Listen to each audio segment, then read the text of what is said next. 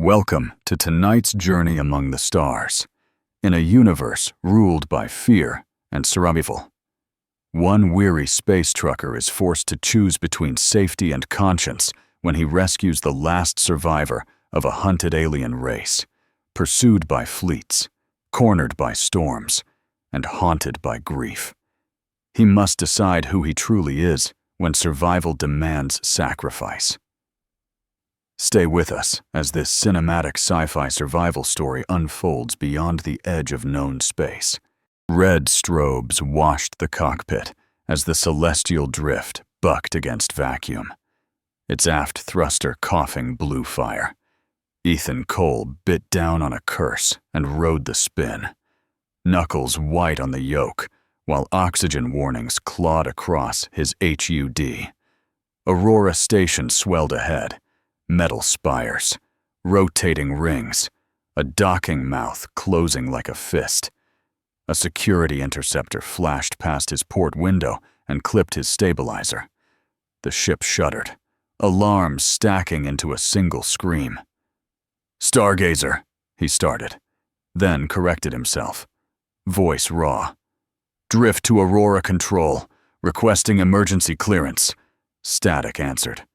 Then a cold permission. "Bay 17, now." Ethan cut external lights, dumped heat, and dove through drifting debris, feeling every impact in his teeth. The clamps caught him hard. Silence followed, thin and temporary, in the dim. He saw Lily's name etched on a cracked charm by the console and forced his hands to move again. Outside, the station's lights blinked indifferent, and pings kept hunting his hull. The airlock hissed open, and disinfectant hit him like a chemical tide, sharp enough to sting his eyes. Aurora's corridors glowed sterile white, every surface scrubbed raw after the Centauri epidemic. Ethan stepped onto the deck, boots echoing through a station that moved without touching itself. Clusters of workers whispering, drones hovering, cameras blinking with patient suspicion. Posters lined the bulkheads. Report anomalies. Biological survivors are a risk. He kept his gaze forward, cargo manifest scrolling across his wrist pad while security pings brushed his transponder again and again. A dockhand passed, pushing sealed filters, eyes darting. "You hear?" the man muttered. "All of them. Gone." Ethan nodded once. Extinction was a word space understood. He moved through the spine toward Bay 17, counting exits, measuring sight lines, feeling the station's pulse beneath the metal. It wasn't grief in the air. It was fear, contained, recycled, and ready to ignite if given a shape. A crate slid from his grip and clanged against the deck. The sound carried too far in the hollow bay. Ethan froze, listening past the hum of coolant lines and the distant bark of orders. Between stacked containers, something breathed. He angled his wrist light into the narrow seam and caught a flare of iridescence. Two enormous eyes reflecting like deep water. The figure recoiled, thin shoulders vanishing into shadow. "Easy," he said, voice low, the way he used to calm a frightened child. The girl stepped out, lavender skin smudged with grime, a bruise dark along her cheekbone. She looked small enough to break in his hands and old enough to know she might. "Please," she whispered. "Help me." The word trembled through the bay like a distress ping. Ethan's pulse kicked hard.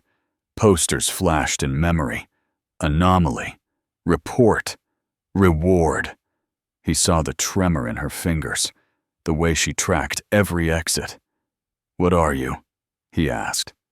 "Lyra," she answered. The last. Ethan told himself it was over. He logged the cargo, sealed the manifests, and walked the sterile corridors as if nothing had shifted. but Lyra's eyes followed him through reflections in polished bulkheads and the mirrored curve of a service drone. Every time he turned, she was gone, just a flicker between pillars, a breath swallowed by machinery. He avoided the shadowed stacks, avoided the seam where fear had found a face. Survival meant narrowing the world to tasks. Fuel check, hull scan, exit routes mapped. Yet the station felt smaller, tighter, as if the walls leaned closer with each step. Report anomalies blinked above a junction, patient and bright. He paused beneath it, jaw set, and kept walking, in the mess. He chewed protein that tasted like nothing and listened to the dock clamps hum through the deck. He told himself he had chosen correctly, but the choice followed him, persistent as a beacon pinging his hull. The bar was wedged into a maintenance spur where cameras blinked slower and voices stayed low. Ethan slid onto a metal stool, palms still smelling of coolant, and let a glass of synth whiskey sit untouched beneath dim amber light. The Arcturian bartender wiped the counter with 2 hands, while the other pair folded across his chest. "You look like you saw something you shouldn't," he said. Ethan stared at the liquid, watching the station lights fracture in it. "What do you know about the Centauri?" The bartender's eyes narrowed. "Dead," he replied. "And some say that's mercy." Laughter flared from a corner booth, brittle and sharp. "They get inside you," the bartender continued quietly. "Make you feel what you bury. People hate mirrors." Ethan's jaw tightened. "If one survived?" The cloth paused mid-swipe. "Then forget it," the bartender murmured. "Survival means not caring." Ethan left credits on the counter and walked out, carrying a warning he didn't believe. The shouting reached him before the corridor opened, a harsh chorus bouncing off steel. Ethan slowed as a ring of bodies tightened ahead, boots scraping, voices spitting words he didn't need translated. He tried to pass, but a sharp cry cut through the noise, thin, strangled, alive. He pushed into the circle and saw Lyra curled on the deck, arms over her head, blood bright against lavender skin. A man drew back his foot, rage shining like polished metal. Ethan moved before thought could argue. He caught the ankle mid-swing and twisted, sending the attacker crashing into the crowd. "Back off," Ethan growled. Stepping between them and the girl, someone hissed. "It should have died with the rest." His hand hovered near his blaster, but he didn't draw. His eyes were enough. The circle broke, muttering, dispersing. Ethan knelt, lifting Lyra carefully. Her gaze met his, fear and fragile hope tangled together. "You came," she whispered. He felt something inside him refuse to die. Commander Varek's office was all angles and cold light. A chamber designed to make visitors feel measured and found wanting. Ethan stood at attention while the commander paced behind a transparent desk, hands clasped behind his back. "Mr. Cole," Varek began, voice clipped and precise. "You've interfered in a matter of station security." Ethan kept his face neutral. "If you mean stopping a mob from killing a child, then yes." Varek's gaze sharpened. "That child is a Centauri anomaly. Their species destabilized systems, influenced decisions, and bred fear. Extinction was unfortunate but necessary." Ethan felt heat rise in his chest. "She's scared," he replied evenly. "That's not destabilizing." Varek leaned forward. "Harboring her is a capital offense. You will stay away, finish your business, and depart. Do not test me." Silence settled heavy as steel. Ethan nodded once, but as he turned to leave, He understood something colder. Varric feared what he could not control. The cargo hatch sealed behind him with a dull clang, and the celestial drift settled into its familiar hum. Ethan exhaled, ready to sink back into routine, when a faint scrape carried across the hold. His hand went to his blaster. "Show yourself," he warned. A small figure emerged from behind a crate, hood slipping back to reveal lavender skin and wide, iridescent eyes. Lyra stood there, trembling but unyielding. "I had nowhere else," she whispered. Ethan's first instinct was simple: report her. Survive. Walk away clean. The comm panel glowed at his side like an accusation.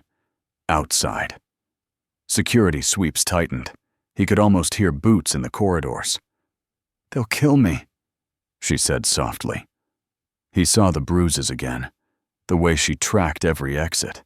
The ship felt smaller suddenly, air thinner. Ethan rubbed his temples, weighing risk against the echo of his daughter's name. "You stay," he muttered finally. "For now." The decision felt irreversible. Maintenance Shaft 7B vibrated with the station's pulse, a metallic heartbeat beneath dim emergency strips. Ethan carried the tool crate carefully, Lyra hidden inside beneath coiled cables and thermal wraps. Every footstep echoed too loudly. A shimmer rippled ahead, light bending around a tall silhouette. "You're late, Cole," came a gravel-edged voice. Corin stepped fully into view, skin refracting the corridor glow like fractured glass. Ethan set the crate down and opened it. Lyra rose slowly, eyes wary. Corin recoiled. "By the void. A Centauri?" His gaze hardened. "You understand what this costs?" "I do," Ethan answered, though his pulse betrayed him. Patrol drones buzzed faintly overhead. "Varric's tightening security," Corin muttered. "Harboring her means death." Lyra met his stare without flinching. "I only want to live." Silence stretched, heavy as vacuum. Finally, Corin sighed. "There's a blind spot in the power core grid. Risky, loud." Ethan nodded. Risk was something he understood. Survival demanded choosing sides. The celestial drift's engines idled in standby, while Ethan sealed internal bulkheads and killed non-essential lights. If they were going to run, Lyra needed to survive more than fear. He cleared a narrow corridor in the cargo hold and set crates as obstacles. "Again," he said quietly. Lyra moved between them, barefoot on cold steel, breath steadying as she practiced staying unseen. Outside. Patrol craft signatures flickered across the sensor grid. Time was thinning. Ethan handed her a compact rebreather and showed her how to lock the seal without fumbling. "If atmosphere drops, don't wait for me." She nodded, absorbing each motion with focused intensity. They drilled in silence. Quick exits. Ladder climbs, hiding in plain sight.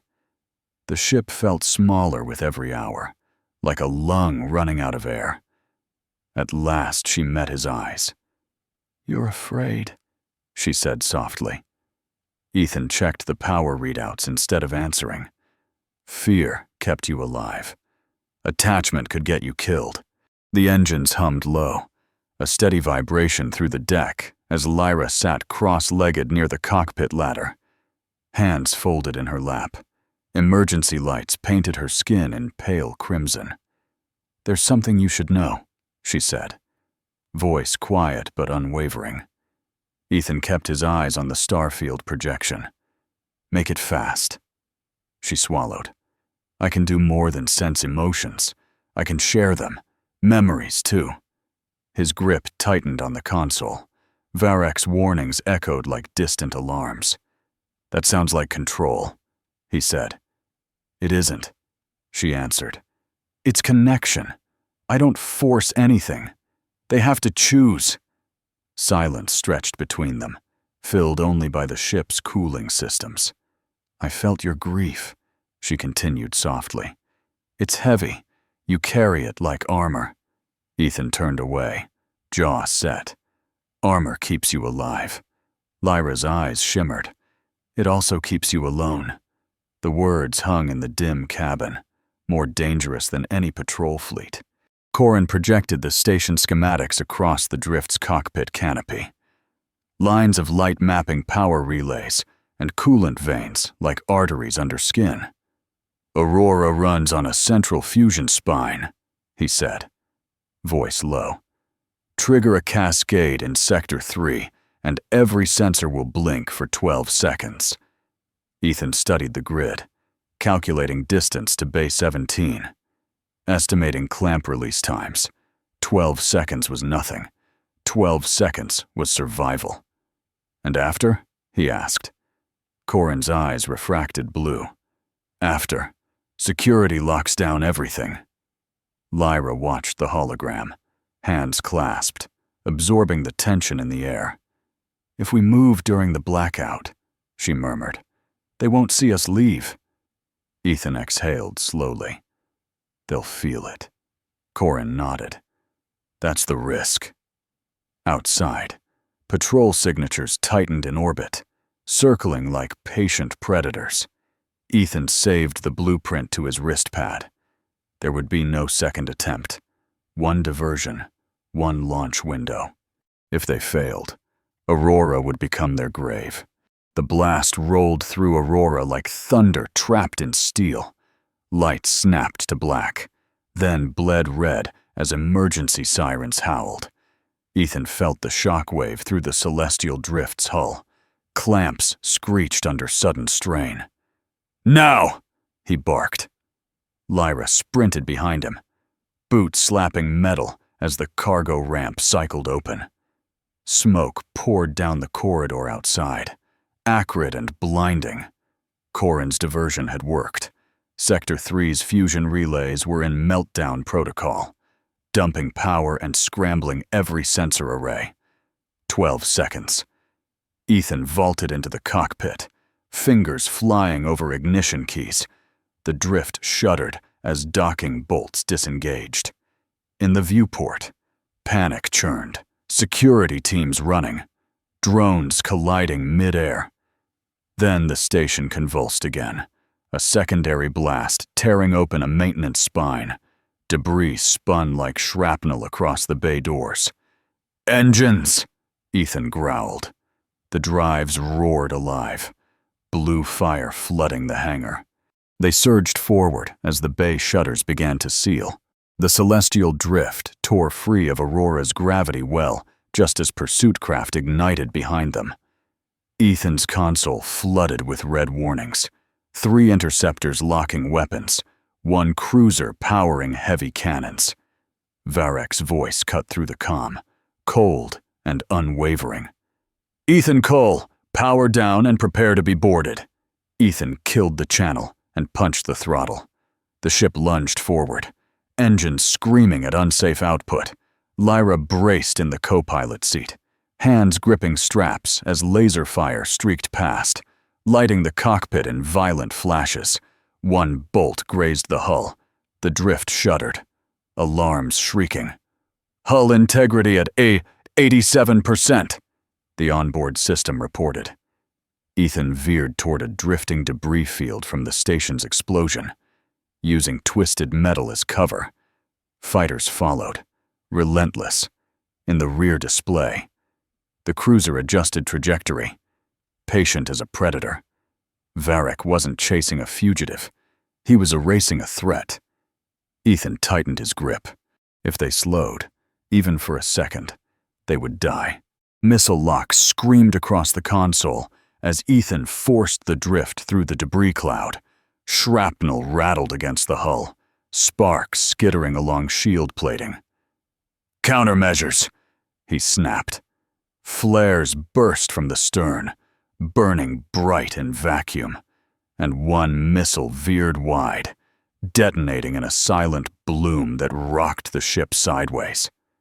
The second held its line, Lyra's breath came sharp, eyes fixed on the targeting grid. "Left!" she shouted. Ethan rolled hard, the cockpit spinning with stars and fractured metal. The missile clipped an asteroid fragment and disintegrated in a flash of white. "Engines redlining," the system warned.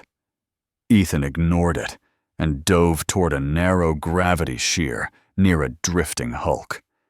The drift skimmed the distortion field, engines screaming as space bent around them. Pursuit craft hesitated, then overshot, unable to match the maneuver. The cruiser's silhouette shrank behind them. For the first time since launch, the void opened ahead, dark, uncertain, and alive with possibility. The asteroid field swallowed them whole. Ethan cut external lights and let the drift glide on minimal thrust, weaving between tumbling slabs of rock. Impact alarms chimed as micro-debris peppered the hull. "Oxygen reserves dropping," the system intoned. A laser strike had ruptured a secondary life support conduit. Pressure bled slowly through unseen seams. Ethan sealed aft compartments, isolating the leak. But the breathable zone shrank to the cockpit and a sliver of corridor. Lyra tightened her rebreather, eyes steady despite the thin air. "How long?" she asked. Ethan checked the gauge. 40 minutes, maybe less. He angled the ship toward a shadowed corridor between two massive asteroids, using their bulk to mask thermal signatures. Engines hummed at whisper output. One wrong burn, and they'd shatter against stone. Too little. And Varek's sensors would reacquire them. The cabin air tasted metallic. Survival wasn't speed anymore. It was patience, breath measured, choices precise, hope rationed like oxygen, air thinned to a cold whisper. Frost crept along the console edges as Ethan rerouted power to stabilize life support. Lyra watched him, sensing the strain beneath his steady movements. "You're fighting two battles," she said softly. He didn't answer. Oxygen ticked downward. The timer glowed red. Outside, asteroids drifted like silent witnesses. Lyra reached out, hesitating only a moment before touching his temple. "Let me help!" The cockpit dissolved into memory. Ethan stood again in a sunlit field on a distant colony world. Lily's laughter bright as wind chimes. He felt not the hospital room, not the failing monitors, but her warmth, her trust. The weight in his chest shifted, no longer sharp, but steady. He understood she had not left in fear. She had left in love. The vision faded. Oxygen alarms returned, harsh and urgent. Ethan inhaled deeply. Steadier now. Grief no longer strangled him. It fueled him. Survival required breath, but also purpose. The cockpit lights flickered as oxygen stabilized, but Ethan barely noticed. Lily's presence lingered like warmth in his bones. He remembered her small hand gripping his finger, her stubborn courage, when storms rattled their colony dome. She had never feared the dark. She had trusted him to guide her through it. The realization struck harder than any missile. He had survived her death, but he had stopped living. Lyra's touch withdrew, leaving silence between them. "She wasn't afraid," Lyra whispered. "She knew she was loved." Ethan swallowed, throat tight, outside. The asteroid field thinned, revealing a narrow corridor toward open space. He adjusted course with steady hands, threading through drifting stone. Varek's fleet signatures faded beyond sensor range. Lily's memory no longer felt like a wound. It felt like a compass. He looked at Lyra, seeing not a burden, but a promise. "We keep moving," he said quietly.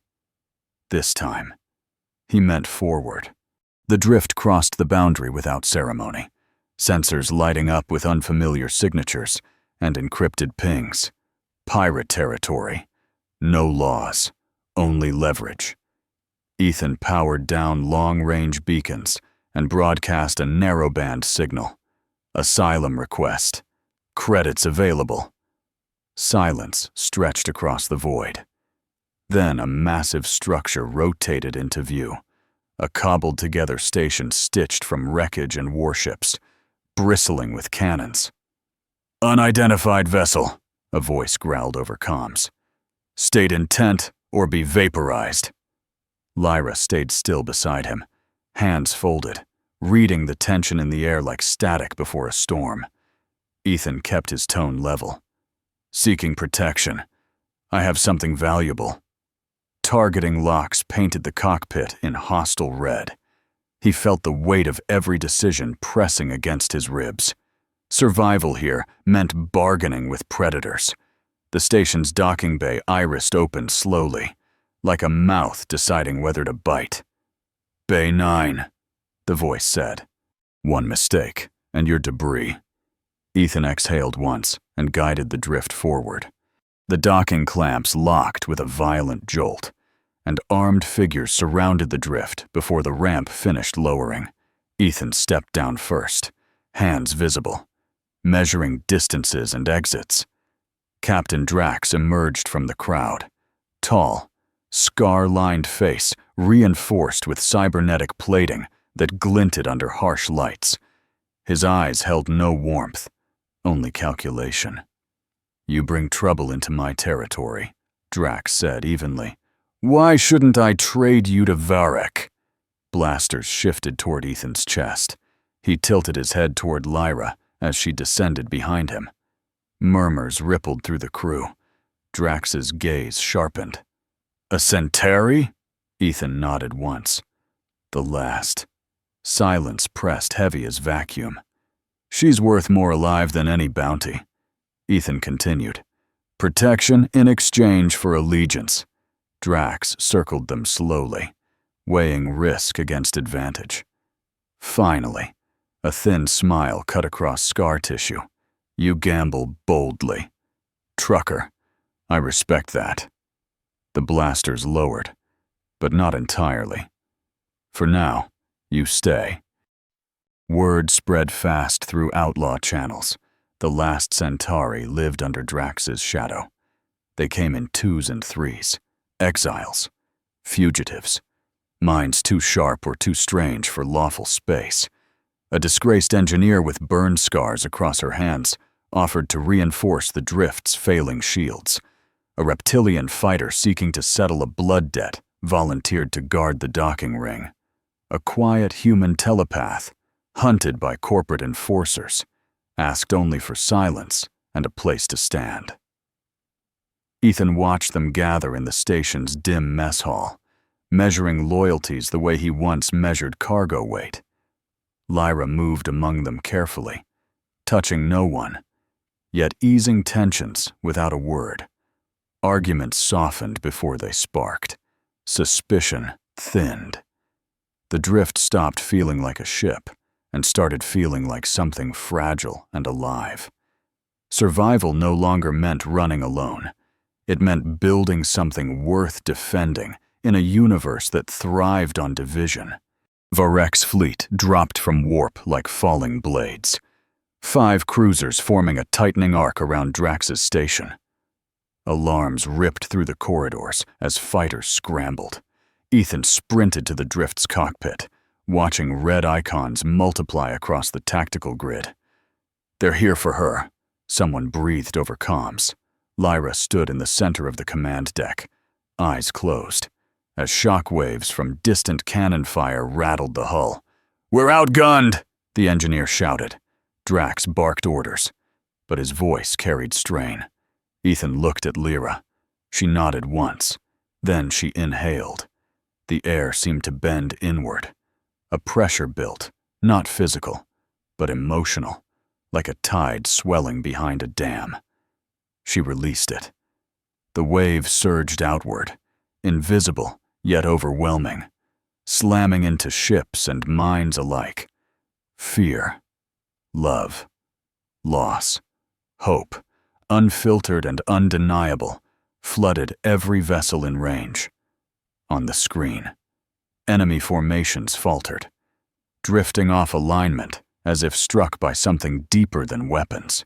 The wave bought them seconds, not safety. Varek's cruisers regrouped with brutal efficiency, driving Ethan's scattered allies toward the gravity well of an uncharted planet. The world filled the viewport, cloud-choked, storm-lashed, its magnetosphere crackling like a warning. "We're being herded," the engineer reported, voice tight. Fighters flanked their retreat, forcing the drift lower. Atmospheric friction clawed at the hull. Warning lights strobed across the cockpit. "If we descend, we burn," Drax snarled over open comms. Ethan studied the planet's sensor feed. Violent wind bands, volatile ion storms, but a narrow equatorial corridor where turbulence thinned. "We dive there," he said. Lyra swayed beside him, drained from the wave yet resolute. Varek's flagship loomed above, cannons tracking. The fleet wanted them grounded and trapped. Survival now meant trusting a world no one had named. Ethan angled the drift toward the corridor and throttled down, ready to gamble against fire and gravity. Atmosphere roared against the hull as lightning forked across the clouds. Varek's flagship descended in pursuit, cannons glowing through storm haze. The drift bucked violently, control surfaces straining. "They'll fire once we stabilize," the engineer warned. Lyra gripped the console, pale but steady. "One more time," she whispered. Ethan hesitated. The first wave had nearly broken her. Outside, plasma bolts streaked through rain and ionized air. "Do it," he said. Lyra closed her eyes and reached, not with force, but with memory. She sent them everything: the field of sunlight, Lily's laughter, the terror of extinction, the stubborn hope that refused to die. It wasn't an attack. It was truth, unfiltered, on sensors. Varek's flagship faltered, weapon locks disengaging one by one, over open comms. His voice broke, stripped of command. "Stand down!" The fleet veered upward, engines flaring toward orbit. The storm swallowed the drift, but no fire followed.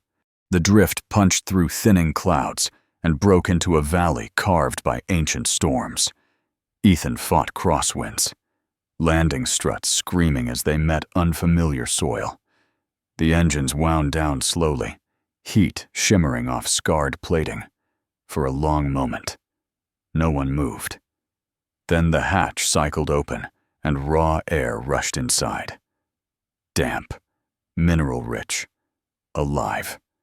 Ethan stepped onto the planet first, boots sinking slightly into dark earth. Gravity felt heavier than standard, anchoring him.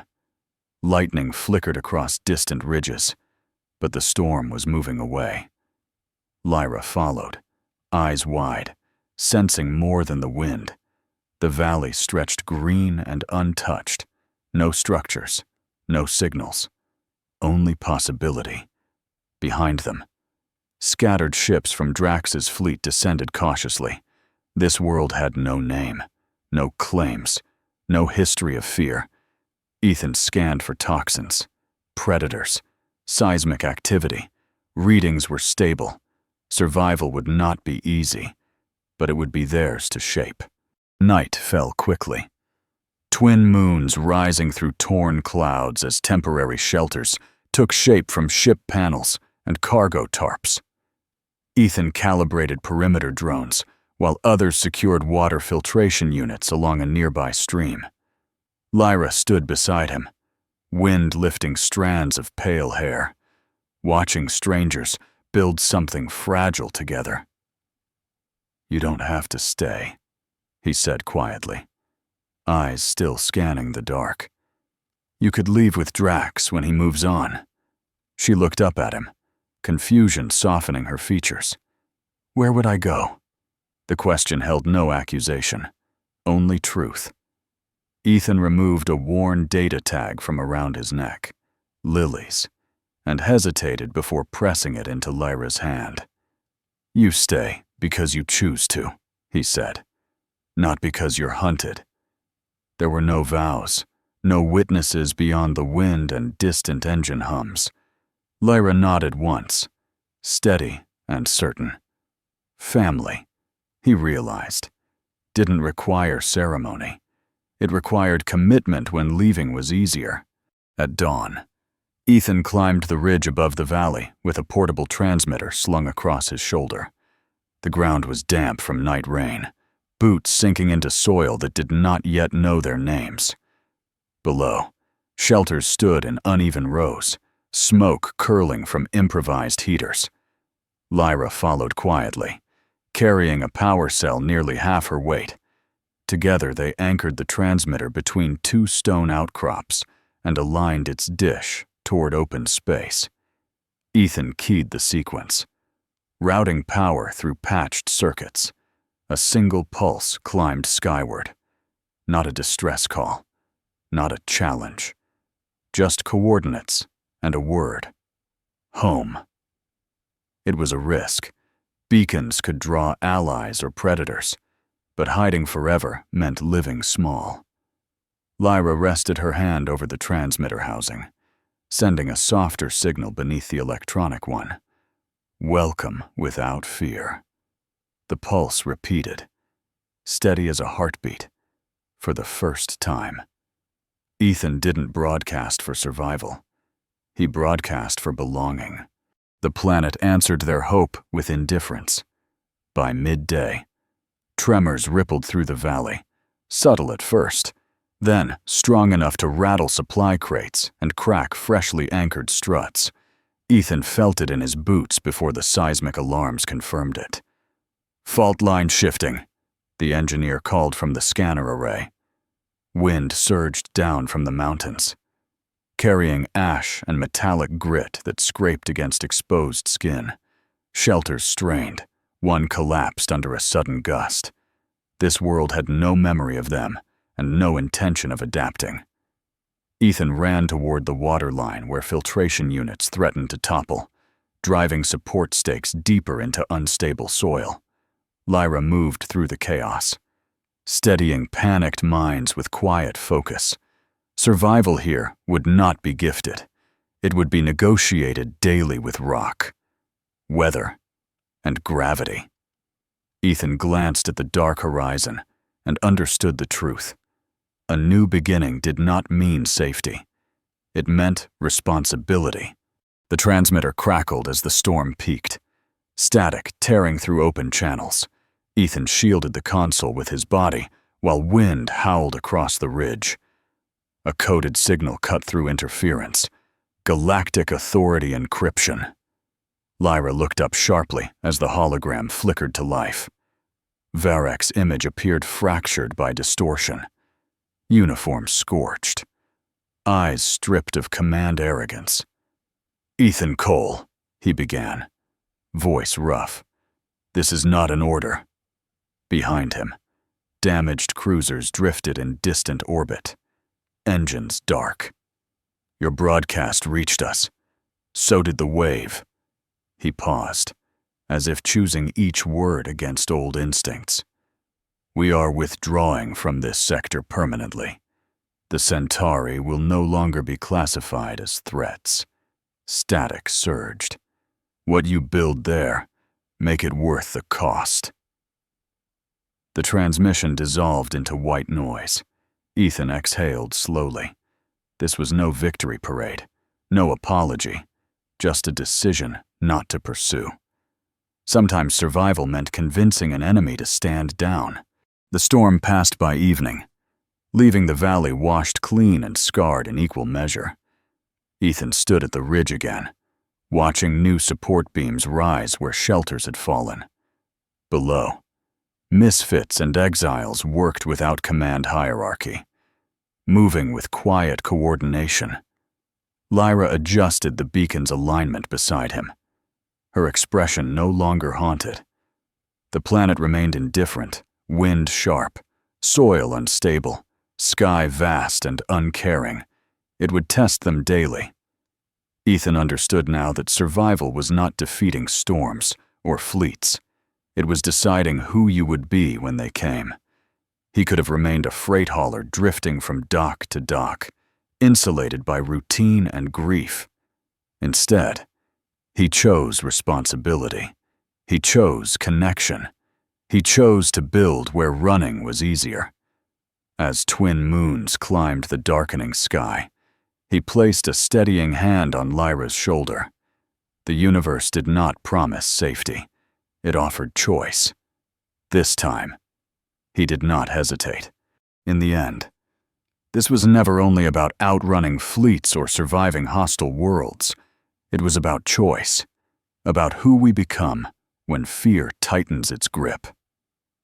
Ethan chose connection over isolation, courage over indifference, and built family not by blood, but by will.